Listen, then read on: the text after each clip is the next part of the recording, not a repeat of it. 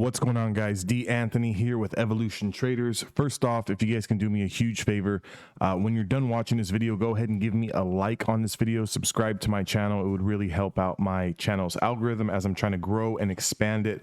Also, if you guys are looking for a trading community kind of with videos similar to this and some trading callouts, I do have a paid and a free option on there as well.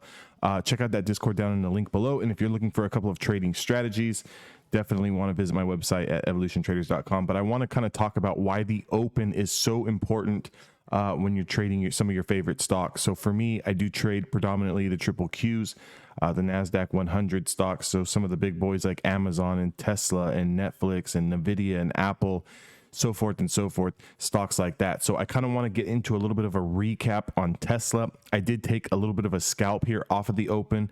I do play options contracts, so all of my contracts were in the money, 0 days to expiration. I was just looking for 15, 20, 25% moves on my contracts.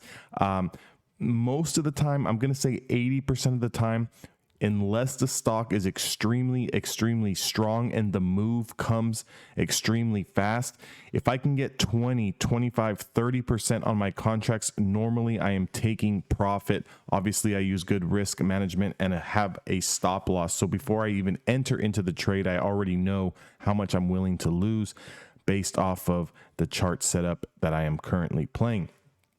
So just to get into this video, we are trading Tesla. I do have the 5-minute time frame pulled up. I do also have the 20-period moving average, which is this white line on my screen. I want to kind of show you guys how using the opening 5-minute candle can kind of dictate where the stock is heading and how you can play it in the next 30 minutes to an hour after the market opens. So in this particular case with Tesla, pre-market, we were trading under the 20-period moving average. As the bell rang at 6:30 Pacific Standard Time, we did get a little bit of a pullback push down. Bulls immediately bought this back up, and this candle closed, and I'm going to put a trend line here just to make it clear for the video. This candle did close at 902.38. So the next 5, 10, 15, 20-minute candles sort of pulled back into the rising 20-period moving average.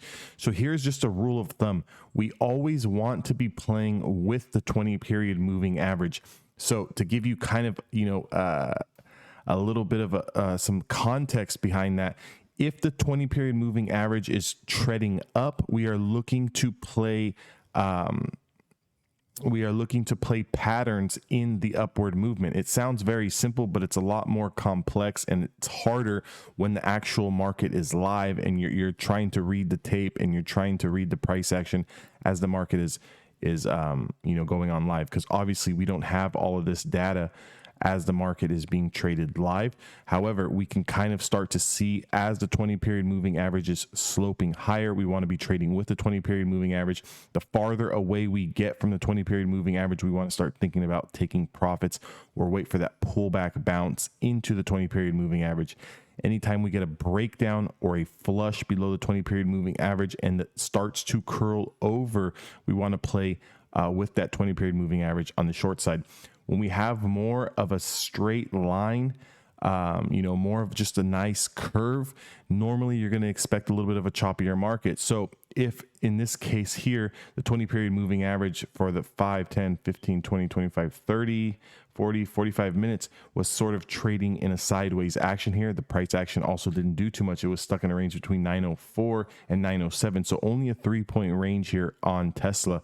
And if you have traded Tesla before, even though there is scalping opportunities in that, it's a very, very small move, and you have to be a little bit more of an experienced trader to take advantage of that and kind of maybe go down to a smaller time frame, maybe the 1 minute or the 2-minute time frame if you're going to scalp small pops like that. But just getting back to the title of this video, how the opening range, how we can play this opening range breakout is, as soon as that first 5-minute candle closes, we're going to want to put a trend line here. We're going to kind of want to wait and see what the market does. We can see that it consolidated for about 15 to 20 minutes here. So as soon as we got that 902.38 pop, as soon as we were able to break through that, that is where you're going to want to go long. So for example, 5-minute candle opened up, closed at 902.38. Next candle opened up, did give us a little bit of a pop here. So here's where it can get a little confusing to newer traders. On this move, this would be considered what you would call, from a scalper's term, a little bit of a fake out, because yes, we did break 902.38. We quickly broke over that. So as a very enthusiastic trader, you could have taken this trade here and entered here, and then got this big pullback back into the 20 period moving average. Perhaps maybe you sold down here, even here at 897, got shaken out and ended this trade in a loss. So here's kind of what I want to show you guys, and kind of what I want you guys to understand, especially when you're trading a stock like Tesla, a stock that has a big daily average true range, meaning that it can swing on a 5-minute candle 1, 2, 3, 4, 5 points in a single 5-minute candle. You have to be okay with putting on that much risk. If it is too much risk for you, maybe you need to play either a smaller time frame, maybe the 1 minute or the 2 minute chart, as to where the candles are not going to be so drastic, or play a smaller stock altogether where the average true range is not going to be so dramatic like a stock like Tesla is. If you want those bigger gains, they are going to come with a bigger risk. So I want you guys to understand that. So technically speaking, if we are going to play this breakout over 902.38, our stop is going to be this entry candles, either low or the low of the tail. If we go all the way down to the low of the tail, that price on the stop out would be 890.99, which is 10, 11, 12 points away from your entry price. I would sort of cut that down a little bit and go 895.50 right here at the base of the candle. I would not use in this particular situation, because the tail is so long. I would not particularly use this tail. I would just put it at the base. 895.50 is going to be our stop loss. We are giving ourselves a 7-point risk. Being that this is a scalp, we are not going to let this trade get away from us. And being that I am playing options contracts and these things can move extremely fast, I do not want to be in this trade and risk losing 100% of my premium if this does go the opposite way.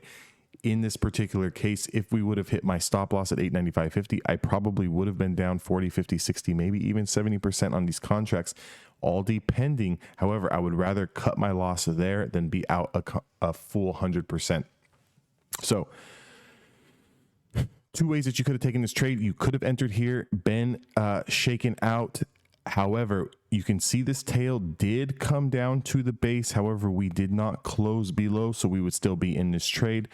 Consolidates for 5, 10, 15 more minutes. And on the 20th minute here, after the market opened at 6:55, we did finally get that pop over that 902.38.